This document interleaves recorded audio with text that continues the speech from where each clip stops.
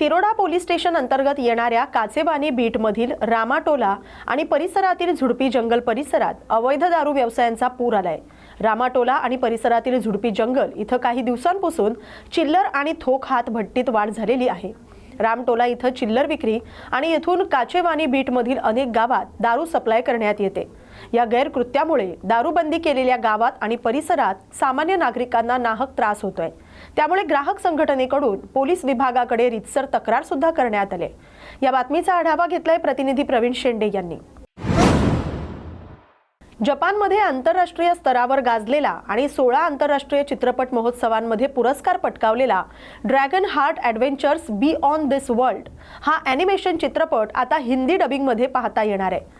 येत्या 25 डिसेंबर रोजी संध्याकाळी 6 वाजता भारतीय दूरदर्शनवर हा चित्रपट प्रदर्शित होत आहे, अशी माहिती चित्रपटाच्या टीमनं छत्रपती संभाजीनगरमध्ये आयोजित पत्रकार परिषदेत दिली आहे। उत्सव केबल हॅथवे तसंच MCN महाराष्ट्र वाहिनीवरही त्याच दिवशी संध्याकाळी 6 वाजता हा चित्रपट पाहता येणार आहे। हा चित्रपट या दशकातील सर्वाधिक मान्यता मिळालेल्या जपानी ॲनिमेशन चित्रपटांपैकी एक मानला जातोय। जपानमधील सर्वाधिक प्रशंसित मिशन आधारित चित्रपटांमध्येही त्याचा समावेश होतोय। या चित्रपटाच्या हिंदी डबिंगमध्ये बॉलिवूडमधले ज्येष्ठ गायक आणि सुप्रसिद्ध डबिंग आर्टिस्ट सुदेश भोसले यांच्यासह अनेक दिग्गज कलाकारांनी काम केलंय, अशी माहिती चित्रपटाच्या टीमने दिली आहे। पत्रकार परिषदेला जपानी दक्षिण आशिया हॅपी सायन्सचे प्रादेशिक संचालक कोटा नोगुची आणि हॅपी सायन्सचे अधिकारी सुहास कालवे यांच्यासह इतर मान्यवर उपस्थित होते। मूल्याधिष्ठित कथानक, प्रभावी ॲनिमेशन आणि जागतिक दर्जाची मांडणी असलेला हा चित्रपट सर्व वयोगटातील प्रेक्षकांसाठी प्रेरणादायी ठरणार आहे। प्रेक्षकांनी 25 डिसेंबर रोजी हा चित्रपट न चुकता पाहावा, असं आवाहन चित्रपटाच्या टीमकडून करण्यात आलंय। या बातमीचा आढावा घेतलाय प्रतिनिधी माधव खिल्लारे यांनी। चित्रपट आहे ड्रॅगन हार्ट ॲडव्हेंचर बियॉन्ड दिस वर्ल्ड। हा जो जॅपनीज ॲनिमेटेड चित्रपट आहे, हा 25, 26, 27 तारखेला महाराष्ट्रामध्ये MCN वरती दाखवतोय आम्ही आणि भारतामध्ये उत्सव चॅनलवरती दाखवतोय। हा जरी जॅपनीज ॲनिमेटेड आहे, पण व्हॉइस ओव्हर याचं हिंदीमध्ये जे केलेलं आहे हे सुप्रसिद्ध गायक आणि मिमिक्री आर्टिस्ट सुदेशजी भोसले आणि ऑगी कॉकरोचचे जे व्हॉइस ओव्हर ॲक्टर आहे संजयजी केने यांनी केलेलं आहे। हा चित्रपट आध्यात्मिक आहे आणि हा ॲनिमेटेड आहे आणि यामध्ये एक शंबाला म्हणून एक जागा दाखवलेली आहे जी की हिमालयामध्ये आहे। तर हा भारताशी फार कनेक्टेड मूवी आहे मला असं वाटतं। तुम्ही सर्वांनी विनंती करतो की सर्वांनी 25, 26 आणि 27 डिसेंबरला हा उत्सववरती जे की भारतभर दाखवणार आहे आणि आपल्या महाराष्ट्रामध्ये हा MCNवर दाखवण्यात येणार आहे। धन्यवाद।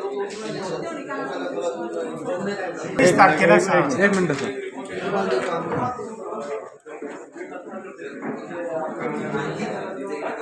25 डिसेंबरला संध्याकाळी 6 वाजता हा महाराष्ट्रामध्ये MCNवरती प्रदर्शित होणार आहे।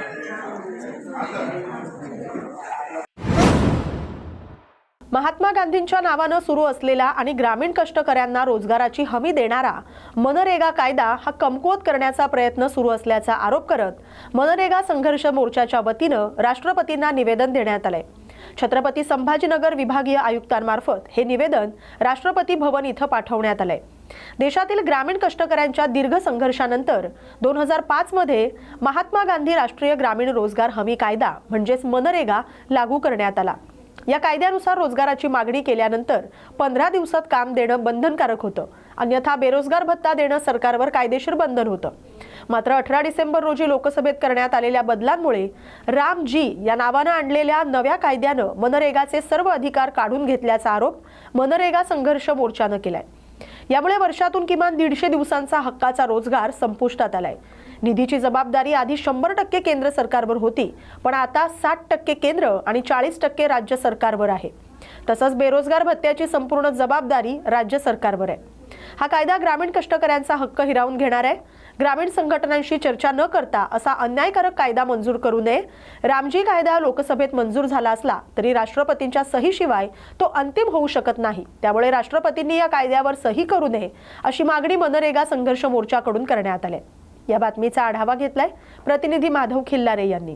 मनरेगा कायद्यातून महात्मा गांधींचं जे नाव होतं ते वगळण्यात आलेलं आहे, त्याचा आम्ही निषेध करत आहोत. महात्मा गांधींचा जो विचार होता, जी मूल्ये आहेत, ती नाकारण्याचा हा प्रयत्न सरकारचा आहे. परंतु केवळ नावाचाच मुद्दा नाही, नाव बदलून काही नवीन काहीतरी केलंय का, तर असंही दिसत नाही.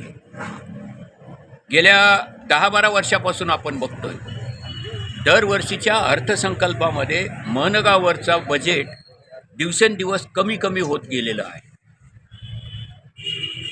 जॉब कार्डमधील घोटाळे असतील,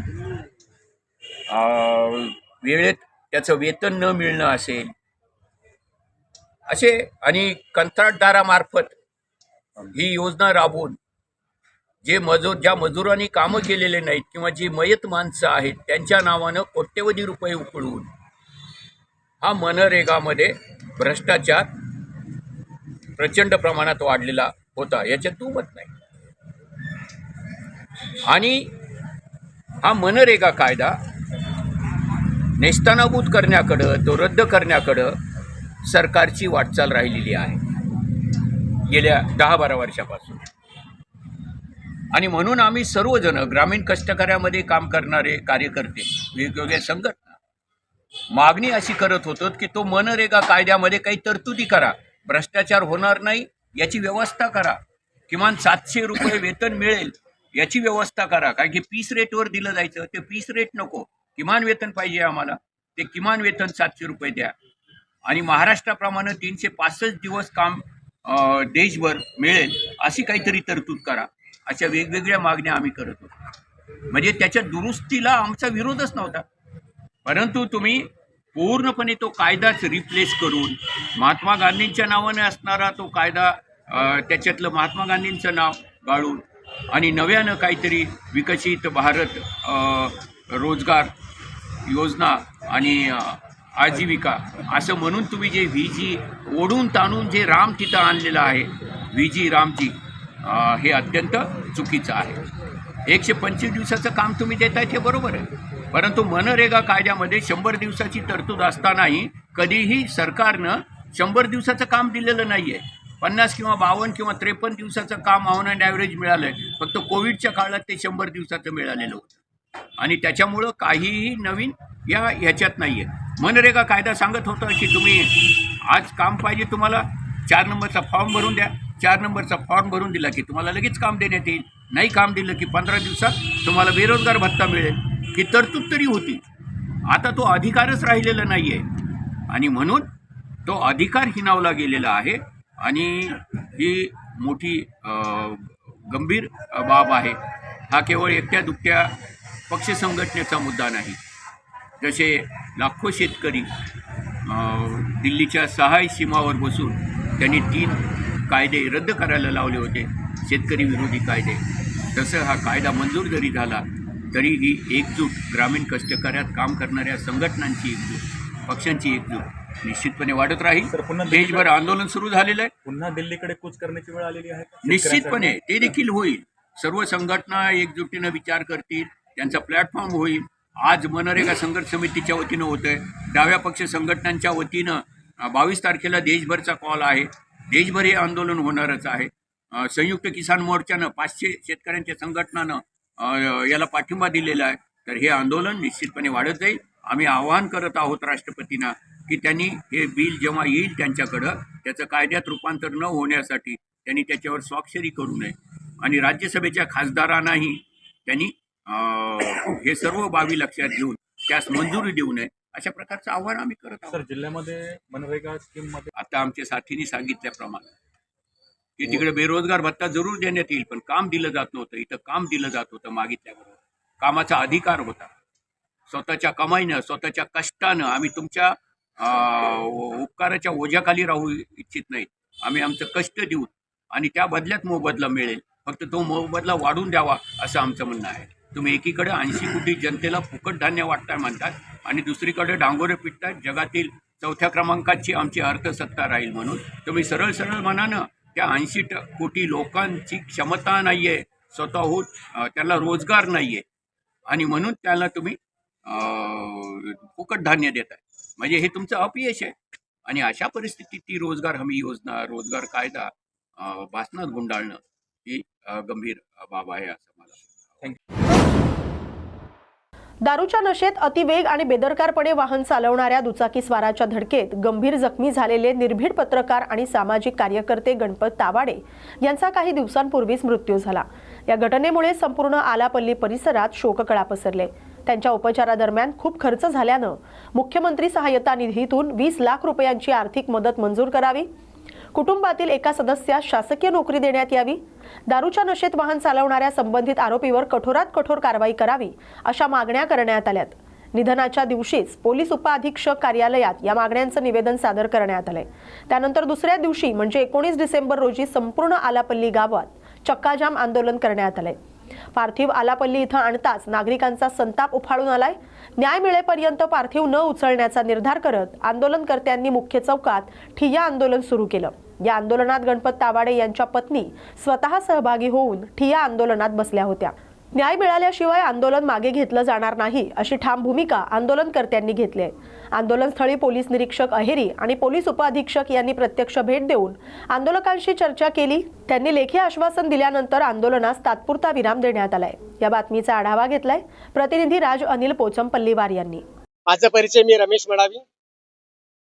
आज बौद्ध समाज आलापल्ली सामाजिक स्तरावर आजचं हे जन आंदोलन आहे की स्वर्गीय गणपत तावाडे याच चौकाच्या गलीमध्ये रोडच्या बाजूला असताना एक सरकारी नोकरदार पोलीस डिपार्टमेंट मध्ये काम करतो, दारूच्या नशेमध्ये गणपत तावाडे यांना गाडी ठोकली। अवैध स्पीड मध्ये गाडी होती आणि त्या दुचाकीच्या धडकेमध्ये गणपत तावाडे पडले आणि तसेच कोमात चालले गेले।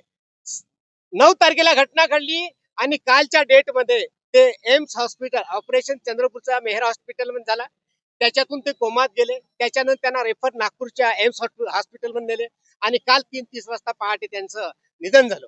आज त्यांचा अंत्यविधीचा सोहळा होता आणि आता 10 दिवसापर्यंत पोलीस स्टेशन अहेरीला FIR केला होता अज्ञात व्यक्तीने आणि कालच्या डेट पर्यंत काही समाजाच्या लोकांनी FIR केला आणि काल तर त्यांनी सांगितलं की अटक केलेला आहे म्हणून।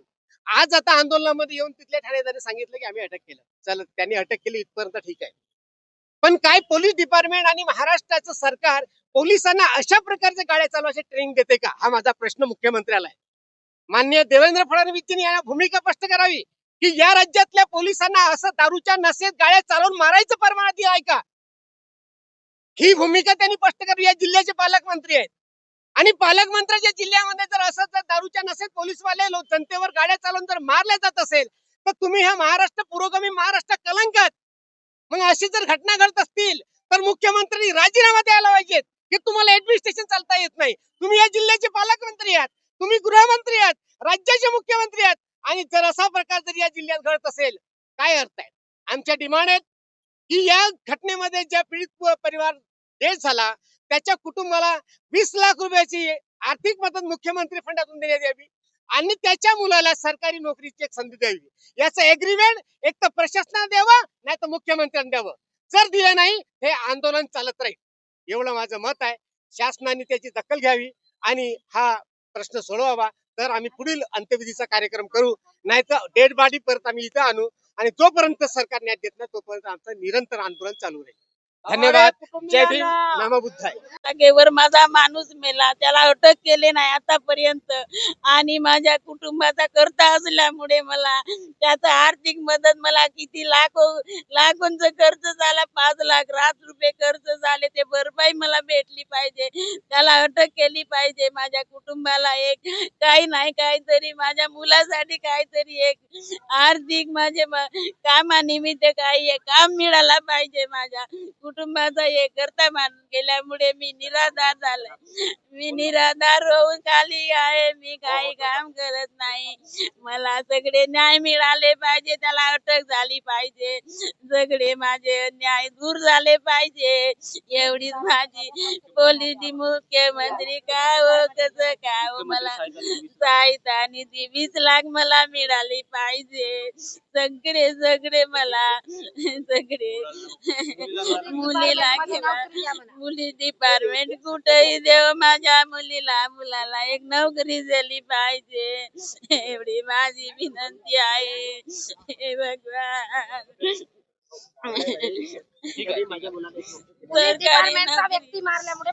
डिपार्टमेंट मध्येच नोकरी आहे झाले त्यांनीच माझ्या नवऱ्याला मारले, माझा घात केला, माझ्या मित्राचा घात केला.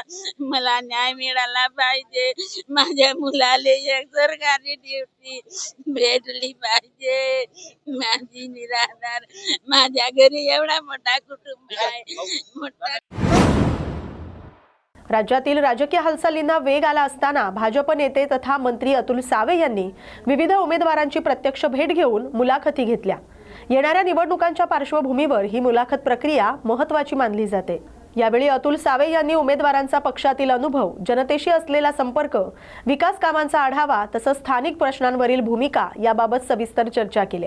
पक्ष संघटन मजबूत करण्यासाठी योग्य आणि कार्यक्षम उमेदवाराची निवड करण्यात येणार असल्याचं त्यांनी सांगितलंय.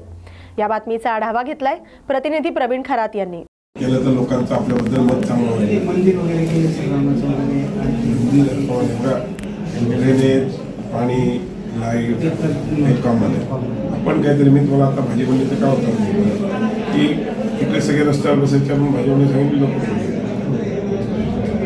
एनवनमध्ये लोकांची अपेक्षा ती स्विमिंग पूल पाहिजे, आपण त्यांना स्विमिंग पूल. तसं तुमच्या ह्या भागामध्ये काय केल्याने तिकडे लोकांमध्ये ध्येय आहे? सर ॲक्च्युली काहीच सुविधा नाही.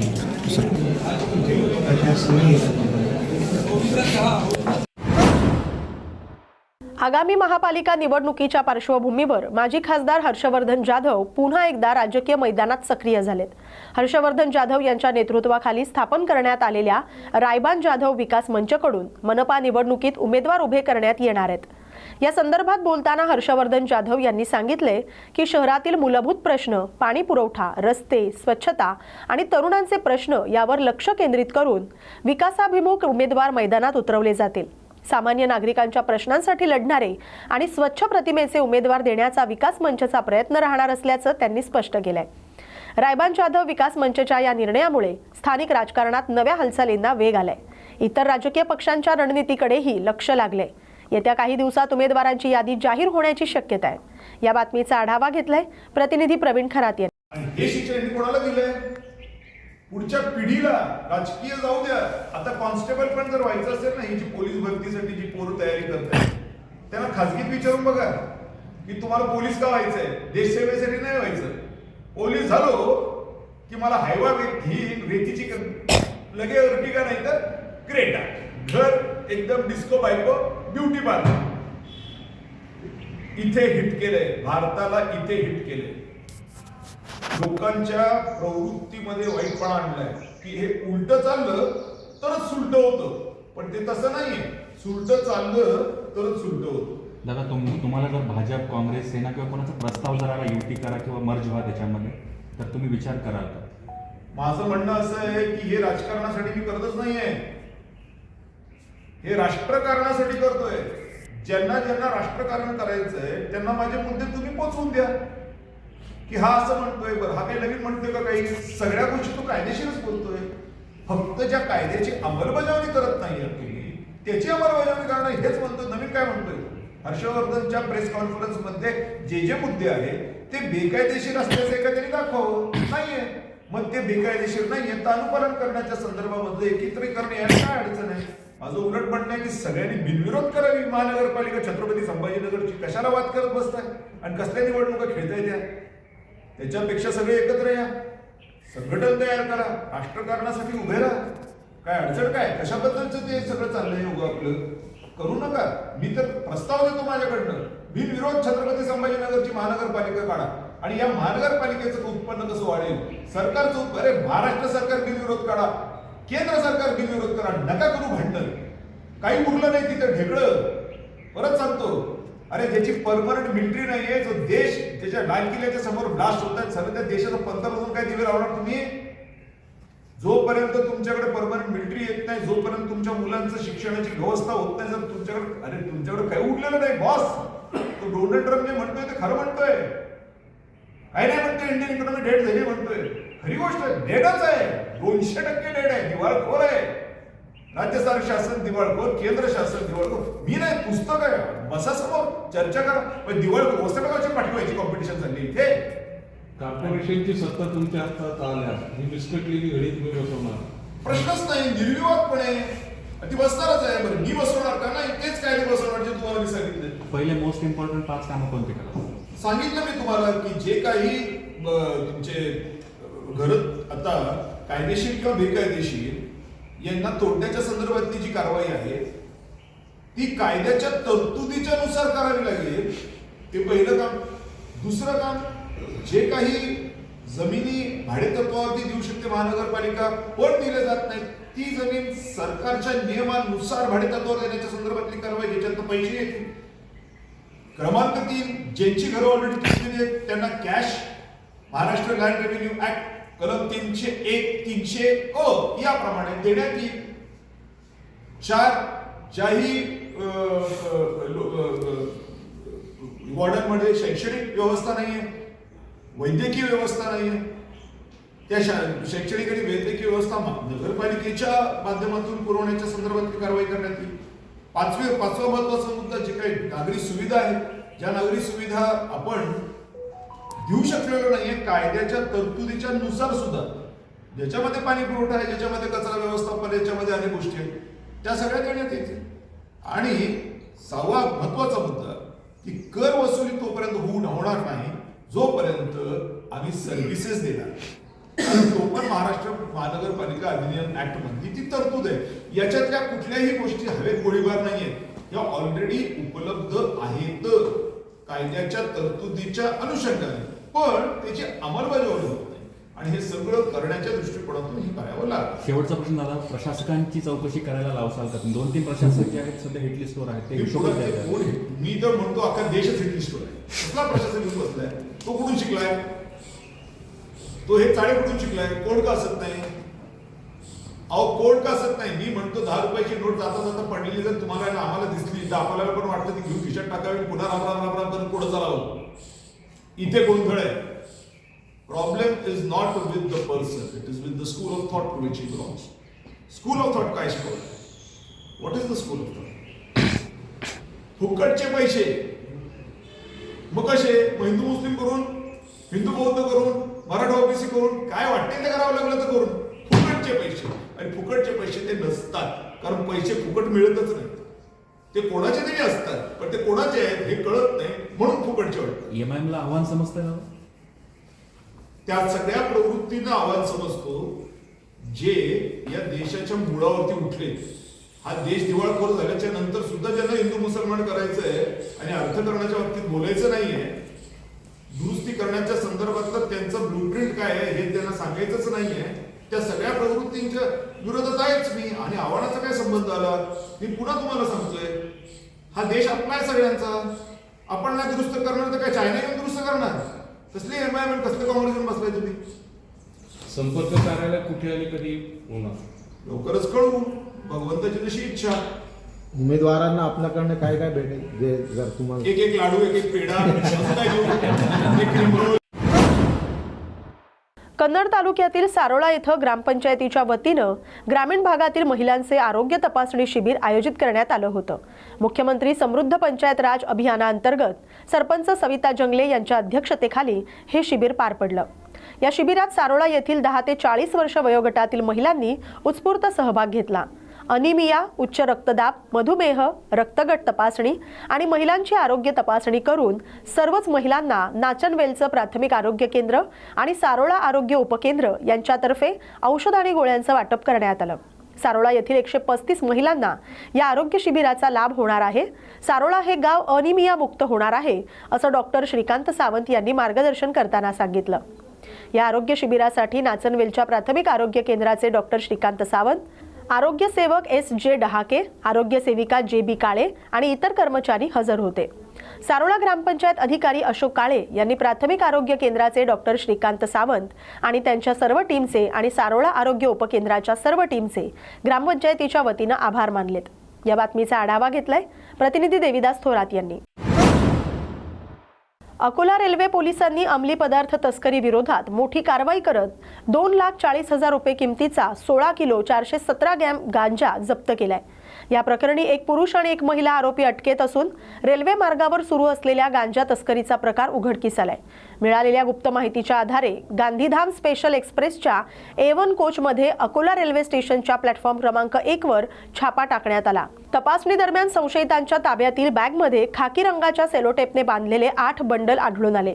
त्यातून गांजाचा तीव्र वास येत असल्यानं दोघांना तात्काळ ताब्यात घेण्यात आलं। आरोपींविरुद्ध लोहमार्ग पोलीस स्टेशन इथं गुन्हा दाखल करण्यात आलाय। गांजा कुठून आणलाय आणि कुठे नेण्यात येत होता याचा तपास सध्या सुरू आहे। या बातमीचा आढावा घेतलाय प्रतिनिधी विशाल गवई यांनी। मनोजी कांगवे यांनी भारतीय जनता पक्षात जाहीर पक्षप्रवेश केलाय। भाजपच्या स्थानिक नेत्यांच्या उपस्थितीत हा पक्षप्रवेश पार पडलाय। यावेळी पक्ष संघटना मजबूत करण्यासाठी आणि विकासाच्या मुद्द्यांना पुढे नेण्यासाठी भाजपमध्ये प्रवेश केल्याचं मनोजी कांगवे यांनी सांगितलंय।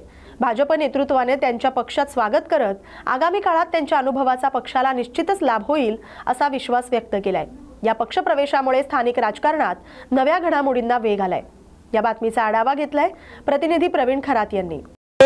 एक हिंदुत्वाचा झंझावत भारतीय जनता पार्टीने दिशेने येतोय। दुसरीकडे उद्धव ठाकरेंनी जो प्रवेश घेतला रशीद मामूचा, ज्यानं धार्मिक दंगलीमध्ये सर्व जाती धर्मामध्ये दंगली घडवण्याचं काम केलं, अशा माजी महापौर रशीद मामूचा प्रवेश आणि इकडे हिंदुत्वाचा झंझावत असणारा मनोज गांगवे याचा प्रवेश, याच्याहून कळून घ्या भारतीय जनता पार्टीने महाराष्ट्रामध्ये सर्व प्रकारे विश्वासार्हता जिंकलेली आहे। एक सांस्कृतिक धरोहरला धरून हा प्रवेश होतोय। निश्चितपणे मनोज गांगवेचा आम्ही मोठ्या प्रमाणावर स्वागत केलेलं आहे। ओके, हे बघा, आम्ही ज्यांना जनतेचा विश्वास आहे त्या नेत्यांना प्रवेश करताना हे सांगितलं, जुन्या कार्यकर्त्यांचाही विश्वास तुम्ही जिंकावा ही भावना ठेवतो, कारण ज्याची ताकद आहे त्याला खऱ्या अर्थानं जनतेच्या सेवेसाठी निवडणारा पक्ष आहे।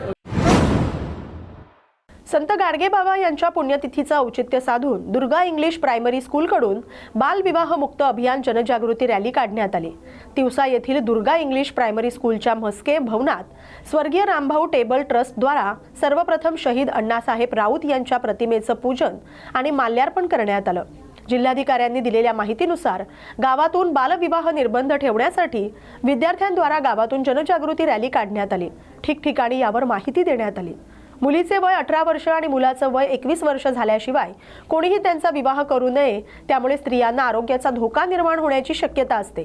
असा प्रकार समोर आल्यास त्याची माहिती पोलीस पाटील, शिक्षक, अंगणवाडी सेविका आणि सामान्य नागरिकांना देणं गरजेचं आहे। त्यानुसार संबंधितांवर कायदेशीर कारवाई करण्यात येईल असं यावेळी सांगण्यात आलं। या बातमीचा आढावा घेतलाय प्रतिनिधी सोमेश्वर जेवडे यांनी। या बातमीसोबतच बातम्या गावाकडच्या मध्ये वेळ झाल्या तर इथेच थांबण्याची। अशाच महत्त्वाच्या बातम्यांसाठी पाहत राहा न्यूज मराठी 24/7। नवा भारत, नवा विचार।